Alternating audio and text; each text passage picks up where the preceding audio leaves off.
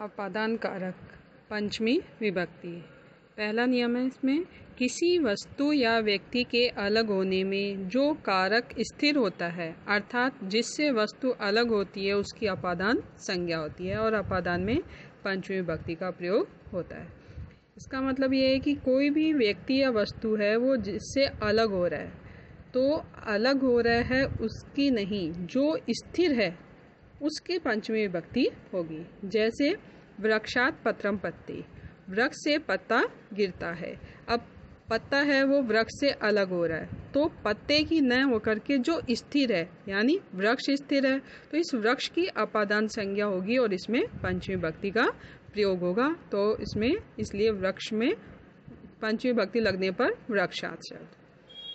ऐसे ही सेकंड उदाहरण है इसका, नृपः ग्रामात् आगस्ति, राजा गांव से आता है। अब राजा है वो गांव से अलग हो रहा है लेकिन गांव स्थिर है, इसलिए इसमें ग्रामात् में पंचमी विभक्ति। इसका सेकंड नियम है, भय और रक्षा अर्थ वाली धातुओं के प्रयोग में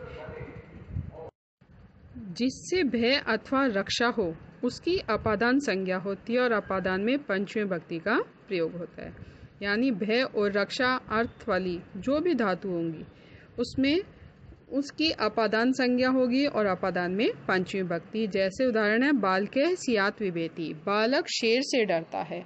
अब शेर से डरता है तो शेर से भय है, इसलिए शेर में यानी पंचमी विभक्ति लगने पर सिंहात। सेकंड एग्जाम्पल है, नृपः दुष्टात् रक्षति या त्रायते, राजा दुष्ट से रक्षा करता है या त्रायते यानी बचाता है। तो दुष्ट से रक्षा की जा रही है, इसलिए इसमें पंचमी विभक्ति लगने पर दुष्टात्। थर्ड नियम है इसका, जिससे नियम पूर्वक विद्या ग्रहण की जाती है उस शिक्षक आदि व्यक्ति की अपादान संज्ञा होती है और अपादान में पंचमी विभक्ति का प्रयोग होता है। यानी जिससे भी नियम पूर्वक विद्या ग्रहण की जाए, चाहे वो शिक्षक हो या कोई भी हो, तो उसमें पंचमी विभक्ति का प्रयोग होगा। जैसे पहला उदाहरण है, शिष्य उपाध्यायात् अधीते, शिष्य उपाध्याय यानी गुरुजी से अधीते पढ़ता है। यहाँ गुरु से नियम पूर्वक विद्या ग्रहण करता है शिष्य, इसलिए गुरु में अर्थात उपाध्याय में पंचमी विभक्ति लगने पर उपाध्यायात् शब्द बना। सेकंड उदाहरण है, छात्र शिक्षकात् पढ़ती, छात्र शिक्षक से पढ़ता है। अब शिक्षक से नियम पूर्वक शिक्षा ग्रहण की जा रही है, इसलिए इसमें पंचमी विभक्ति लगने पर शिक्षकात्। नियम नंबर 4, जुगुप्सा यानी घृणा करना, विराम यानी रुकना और प्रमाद यानी असावधानी या लापरवाही करना अर्थ वाली धातुओं के प्रयोग में जिससे घृणा आदि की जाती है उसकी अपादान संज्ञा होती है और इसमें पंचमी विभक्ति का प्रयोग होता है। जैसे महेश है पापात् जुगुप्सते, महेश पाप से जुगुप्सते घृणा करता है। अब पाप से घृणा की जा रही है, इसलिए इसमें पापात् में पंचमी विभक्ति। ऐसे ही दूसरा उदाहरण है, कुलदीपः अधर्मात् विरमति, कुलदीप अधर्म करने से विरमति रुकता है अर्थात बचता है, तो अधर्मात् में पंचमी विभक्ति। मोहने अध्ययनात् प्रमादयति, मोहन अध्ययन में प्रमाद करता है अर्थात लापरवाही करता है, तो अध्ययन से लापरवाही करता है इसलिए अध्ययनात् में पंचमी विभक्ति। अब है नियम नंबर 5, भू यानी होना, धातु के कर्ता का जो उद्गम स्थान है यानी उत्पत्ति स्थान, उसकी अपादान संज्ञा होती है और अपादान में पंचमी विभक्ति का प्रयोग होता है। जैसे है, गंगा हिमालयात् प्रभवती। अब देखो बच्चों, प्रभवती है ये भू धातु से बना है और हिमालय से गंगा निकलती है, तो हिमालय से उत्पन्न हो रही है, जो उत्पत्ति स्थान होता है उसमें पंचमी विभक्ति होती है, इसलिए हिमालयात् में पंचमी विभक्ति। फिर है, काश्मीरात् वितस्ता नदी प्रभवती, कश्मीर से वितस्ता नदी बहती है या उत्पन्न होती है, तो कश्मीर से होती है इसलिए काश्मीरात् में पंचमी विभक्ति।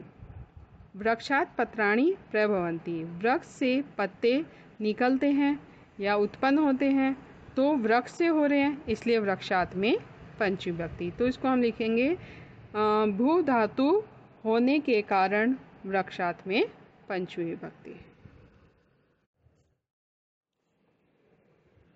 छठा नियम, जन यानी उत्पन्न होना। धातु के कर्ता के हेतु यानी कारण में पंचमी विभक्ति होती है, यानी जन धातु होनी चाहिए। जो जन धातु का कर्ता है उस कर्ता में न होकर उसका जो कारण है उसमें पंचमी विभक्ति होती है। जैसे गोमयात वृश्चिकै जायते। गोमयात गोबर से वृश्चिकै यानी बिच्छू जायते उत्पन्न होते हैं। अब जायते है ये जन धातु से बना है, तो जन धातु होने के कारण कर्ता हो गया वृश्चिकै यानी बिच्छू। अब इसका बिच्छू ये उत्पन्न होते हैं, किससे उत्पन्न होते हैं? गोमयात, तो गोबर से, तो गोबर इसका कारण हो गया, इसलिए गोमयात में पंचमी विभक्ति। कामात क्रोधः जायते। काम से क्रोध उत्पन्न होता है, तो कामात में पंचमी विभक्ति। मुखात अग्नि अजायत। मुख से अग्नि उत्पन्न हुई, तो अजायत ये है जन धातु का और इसका कर्ता हो गया अग्नि। अब अग्नि उत्पन्न होने का कारण कहाँ से है? मुखात, मुख से हुई, इसलिए मुखात में पंचमी विभक्ति। अब है नियम नंबर 7, कर्ता जिससे अदृश्य होना चाहता है। अदृश्य होना मतलब छिपना चाहता है, उस कारक की अपादान संज्ञा होती है और अपादान में पंचमी विभक्ति का प्रयोग होता है। जैसे बालकः मातु नील्यते। बालक माता से नील्यते छिपता है। अब यहाँ बालक है वो किससे छिपता है? माता से, इसलिए माता में पंचमी विभक्ति लगने पर मातुः शब्द। सेकंड है महेशे जनकात नील्यते। महेश पिता से छिपता है, तो जनकात में पंचमी विभक्ति। ऐसी नेक्स्ट उदाहरण है छात्र अध्यापकात नील्यते। छात्र अध्यापक से छिपता है, तो अध्यापकात में पंचमी विभक्ति। नियम नंबर 8, वारण यानी हटाना। वारण अर्थ वाली धातु के योग में अत्यंत प्रिय वस्तु की अपादान संज्ञा होती है और उसमें पंचमी विभक्ति का प्रयोग होता है। यानी धातु वारण अर्थ वाली धातु यानी हटाने अर्थ से संबंधित जो भी धातु हो, कोई भी धातु हो सकती है इसमें हटाने से संबंधित, तो उसमें जो अत्यंत प्रिय वस्तु होगी उसकी अपादान संज्ञा होगी और उसमें पंचमी विभक्ति का प्रयोग होगा। जैसे कृषकै यवेभ्यः गाम वारयति। किसान यवेभ्यः जो से गाम गाय को वारयति हटाता है। अब किसान है वो जो से गाय को हटा रहा है, यानी जो उसको प्रिय है। अब यहाँ वारण अर्थ वाली धातु है, तो उसको प्रिय, किसान को प्रिय क्या है? जो है, इसलिए जो में यानी यवेभ्य में पंचमी विभक्ति। नियम नंबर 9, जब दो पदार्थों में से किसी एक पदार्थ की विशेषता प्रकट की जाती है तब विशेषण शब्द के साथ ईयशुन अथवा तरप प्रत्यय का प्रयोग किया जाता है, और जिससे विशेषता प्रकट की जाती है उसमें पंचमी विभक्ति का प्रयोग होता है। यानी जब दो पदार्थों में से या दो वस्तु या व्यक्तियों में से किसी एक को श्रेष्ठ या निकृष्ट बताया जाता है, तो जिससे उसकी विशेषता प्रकट की जा रही है उसमें पंचमी विभक्ति का प्रयोग होता है। जैसे रामेः श्यामात् पटुतरः अस्ति। राम श्याम से पटुतर यानी चतुर है, तो अब यहाँ श्याम से बताया है इसलिए सामात में पंचमी विभक्ति। माता भूमि गुरुतरा अस्ति। माता भूमि से गुरुतरा यानी श्रेष्ठ है। अब भूमि से है, श्रेष्ठ कौन? माता, तो भूमि से है इसलिए भूमि में पंचमी विभक्ति। जननी जन्म भूमि च स्वर्गात अपि गर्यसि। जननी यानी माता, च और जन्म भूमि और जन्म भूमि, माता और जन्म भूमि स्वर्गात अपि गर्यसि स्वर्ग से भी श्रेष्ठ है। अब स्वर्ग से श्रेष्ठ है इसलिए स्वर्गात में पंचमी विभक्ति। अब है नियम नंबर 10, निम्न शब्दों के योग में पंचमी विभक्ति होती है। बच्चों अभी तक जो ये 9 नियम थे इनके कारण इनमें हुई थी। अब यहाँ शब्द बताए हैं, इन शब्दों के कारण इनमें पंचमी विभक्ति होती है। जैसे रीते का अर्थ होता है बिना, अगर यहाँ कहीं पर भी ये रीते शब्द आ जाए तो उसके कारण इसमें पंचमी विभक्ति होगी। जैसे ज्ञानात् रीते मुक्ति न भवति। ज्ञान के बिना मुक्ति न भवति, मुक्ति नहीं होती। अब इसमें हम लिखेंगे रीते के योग में ज्ञानात् में पंचमी विभक्ति। अब है प्रभृति यानी से लेकर। स बाल्याकाल प्रवृत्ति अद्यावधि अत्रैव पढ़ती। वह बाल्यकाल से यानी बचपन से लेकर अद्यावधि आज तक अत्रैव पढ़ती यहीं पर ही पढ़ता है।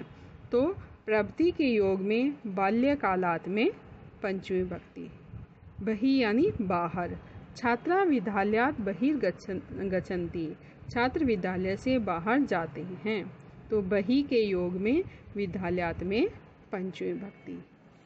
अब है पूर्वम यानी पहले। विद्यालय गमनात् पूर्वम गृह कार्यम कुरु। विद्यालय जाने से पहले गृह कार्य करो। तो पूर्वम के योग में विद्यालय गमनात् में पंचमी विभक्ति।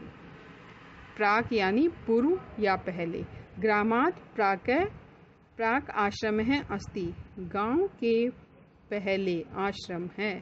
तो प्राक के योग में ग्रामात् में पंचमी विभक्ति। अन्य यानी दूसरा। रामात् अन्य है अयम के अस्ति। राम के अलावा या दूसरा अयम यह के अस्ति कौन है। राम से दूसरा अर्थात राम के अलावा यह दूसरा कौन है। तो अन्य के योग में रामात् में पंचमी विभक्ति। अब नेक्स्ट है अनंतरम यानी बाद। रामः पठनात् अनंतरम क्रीड़ा क्षेत्रे गच्छति। राम पढ़ने के बाद क्रीड़ा क्षेत्रम खेल के मैदान में गच्छति जाता है। तो अनंतरम के योग में पठनात् में पंचमी विभक्ति। पृथक यानी अलग होना। नगरात् पृथक आश्रम अस्ति। नगर से अलग आश्रम है। तो पृथक के योग में नगरात् में पंचमी विभक्ति। अब है परम यानी बाद। रामात् परम श्यामे अस्ति। राम के परम यानी बाद में श्याम है। तो परम के योग में रामात् में पंचमी विभक्ति। नेक्स्ट है संबंध कारक अर्थात षष्ठी विभक्ति। बच्चों, वैसे तो संस्कृत व्याकरण में संबंध कारक को कारक नहीं माना जाता, लेकिन इसमें विभक्ति का बोध कराने के लिए इसको हम पढ़ते हैं। जैसे है संबंध का बोध कराने के लिए षष्ठी विभक्ति का प्रयोग किया जाता है। जैसे रमेश है संस्कृतस्य पुस्तकम पढ़ती। रमेश संस्कृत की पुस्तक पढ़ता है। अब वो बता रहे हैं कि रमेश पुस्तक पढ़ता है। कौन सी पुस्तक पढ़ता है? तो संस्कृत की। संबंध बताया कि वो संस्कृत की पुस्तक पढ़ता है, इसलिए यहाँ संस्कृत की। तो इस कारण यहाँ संस्कृत में षष्ठी विभक्ति। अब नेक्स्ट है स राज्ञ पुरुषः अस्ति। वह राजा का पुरुष है। अब किसका पुरुष है? वो राजा का। संबंध बताया इसमें, तो इसलिए राज्ञ में षष्ठी विभक्ति। नियम नंबर 2। जब बहुतों में से किसी एक की जाति गुण क्रिया के द्वारा विशेषता प्रकट की जाती है, तब विशेषण शब्द के साथ इष्ठन अथवा तम प्रत्यय का प्रयोग किया जाता है। और जिससे विशेषता प्रकट की जाती है उसमें षष्ठी विभक्ति या सप्तमी विभक्ति का प्रयोग होता है। अर्थात इसको हम एक शब्दों में कहेंगे कि जब बहुतों में से किसी एक को श्रेष्ठ अथवा निकृष्ट बताया जाता है, तो जिससे उसको श्रेष्ठ या निकृष्ट बताया जाता है उसमें षष्ठी अथवा सप्तमी विभक्ति का प्रयोग होता है। अब बच्चों अभी हमने पंचमी विभक्ति में भी ये पढ़ा था, उसमें था कि दो में से एक को श्रेष्ठ बताना। तो दो में से एक को श्रेष्ठ बताएंगे तो हम पंचमी विभक्ति का प्रयोग करेंगे, और बहुतों में से किसी एक को श्रेष्ठ या निकृष्ट बताएंगे तो उसमें हम षष्ठी या सप्तमी विभक्ति का प्रयोग करेंगे। और जिससे श्रेष्ठ या निकृष्ट बताया जाता है, जिससे, उसमें सप्तमी या षष्ठी विभक्ति आती है। उदाहरण है कविनाम कालिदास श्रेष्ठ अस्ति। कवियों में कालिदास श्रेष्ठ है। अब कविनाम में षष्ठी विभक्ति है क्योंकि बहुत कवियों में से कालिदास को श्रेष्ठ बताया है, तो कविनाम में षष्ठी विभक्ति। या हम सप्तमी विभक्ति का भी प्रयोग कर सकते हैं इसमें। तो कविषु कालिदास श्रेष्ठ अस्ति। कवियों में कालिदास श्रेष्ठ है। तो बहुतों में से एक को श्रेष्ठ बताने के लिए कविषु में सप्तमी विभक्ति। नेक्स्ट उदाहरण है छात्राणाम सुरेश पटुतमः अस्ति। छात्रों में सुरेश चतुर है या होशियार है। तो बहुत से छात्रों में से सुरेश होशियार है, इसलिए छात्रों में, छात्राणाम में षष्ठी विभक्ति। ऐसे ही छात्रेषु सुरेश पटुतमः अस्ति। छात्रों में सुरेश होशियार है, तो यहाँ सप्तमी विभक्ति। थर्ड नियम है, निम्न शब्दों के योग में षष्ठी विभक्ति होती है। यानी इसमें कुछ शब्द दिए हैं, ये शब्द होने के कारण यहाँ षष्ठी विभक्ति का प्रयोग होगा। जैसे अधः यानी नीचे, वृक्षस्य अधः बालकः शेते, वृक्ष के नीचे बालक सोता है, तो अधः के योग में वृक्षस्य में षष्ठी विभक्ति। ऊपरी यानी ऊपर, भवनस्य ऊपरी खगाः सन्ति, भवन के ऊपर पक्षी हैं, तो ऊपरी के योग में भवनस्य में षष्ठी विभक्ति। अब है पुरः यानी सामने, विद्यालयस्य पुरः मंदिरम अस्ति, विद्यालय के सामने मंदिर है, तो पुरः के योग में विद्यालयस्य में षष्ठी विभक्ति। समक्षम यानी सामने, तो पुरः का मतलब भी सामने होता है, समक्षम का मतलब भी सामने होता है। तो अध्यापकस्य समक्षम शिष्य अस्ति, अध्यापक के समक्ष या सामने शिष्य हैं, तो समक्षम के योग में अध्यापकस्य में षष्ठी विभक्ति। अब है समीपम यानी पास या समीप, नगरस्य समीपम ग्रामे अस्ति, नगर के समीप गांव है, तो समीपम के योग में नगरस्य में षष्ठी विभक्ति। मध्य यानी बीच में, पशूनां मध्ये ग्वालः अस्ति, पशुओं के बीच ग्वाला है, तो मध्य के योग में पशुनाम में षष्ठी विभक्ति।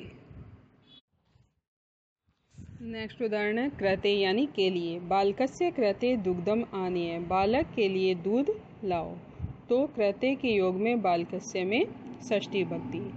नेक्स्ट है अंतः यानी अंदर, गृहस्य अंतः माता विद्यते, घर के अंदर माता है, तो अंतः के योग में गृहस्य में षष्ठी विभक्ति। नेक्स्ट नियम है, तुल्यवाची शब्दों के योग में षष्ठी अथवा तृतीय विभक्ति होती है। जैसे इसमें षष्ठी विभक्ति भी हो सकती है तुल्यवाची शब्द के कारण, और तृतीय भी, दोनों ही सही होती है। जैसे सुरेश महेशस्य तुल्य अस्ति, सुरेश महेश के तुल्य यानी समान है, तो तुल्य के योग में महेशस्य में षष्ठी विभक्ति। अब है सुरेश है महेशेन तुल्य अस्ति, सुरेश महेश के तुल्य यानी समान है, तो अब यहाँ तुल्य के योग में महेशेन में तृतीय विभक्ति। बच्चों एग्जाम में यदि जैसे ऊपर वाला सेंटेंस आता है सुरेश है महेशस्य तुल्य अस्ति, तो हमें लिखना होगा तुल्य के योग में महेशस्य में षष्ठी विभक्ति। अगर ऐसा आ जाए सुरेश है महेशेन तुल्य अस्ति, तो हम लिखेंगे तुल्य के योग में महेशेन में तृतीय विभक्ति। नेक्स्ट उदाहरण है, सीता गीतायाः तुल्या विद्यते, सीता गीता के तुल्य है, तो तुल्य के योग में गीताया में षष्ठी विभक्ति। अब नेक्स्ट है, सीता गीतयः तुल्या विद्यते, तो तुल्य के योग में गीतया में तृतीय विभक्ति। अब बच्चों तुल्या ऊपर हमने लिखा था तुल्य है, और नीचे वाले एग्जाम्पल में हमने लिखा है तुल्या, ये इसलिए क्योंकि महेश है वो पुल्लिंग था, तो हमने पुल्लिंग के अकॉर्डिंग लगाई है, और ये गीता है ये स्त्रीलिंग है, इसलिए हमने यहाँ तुल्या किया है। अब है अधिकरण कारक यानी सप्तमी विभक्ति। क्रिया की सिद्धि में जो आधार होता है उसकी अधिकरण संज्ञा होती है, और अधिकरण में सप्तमी विभक्ति होती है। जैसे नृपः सिंहासने तिष्ठति, राजा सिंहासन पर बैठता है। अब बच्चों यहाँ स्था धातु तिष्ठति यानी स्था धातु है, तो इस क्रिया की सिद्धि में राजा सिंहासन पर बैठता है। इस क्रिया की सिद्धि में आधार क्या है, राजा किस पर बैठता है, सिंहासन पर, तो सिंहासन उसका आधार है राजा के बैठने का, इसलिए सिंहासने में सप्तमी विभक्ति। नेक्स्ट है वयम ग्रामे निवसामि, हम सब गांव में निवास करते हैं, तो अब निवास करने का आधार क्या है हमारा, गांव, इसलिए ग्रामे में सप्तमी विभक्ति।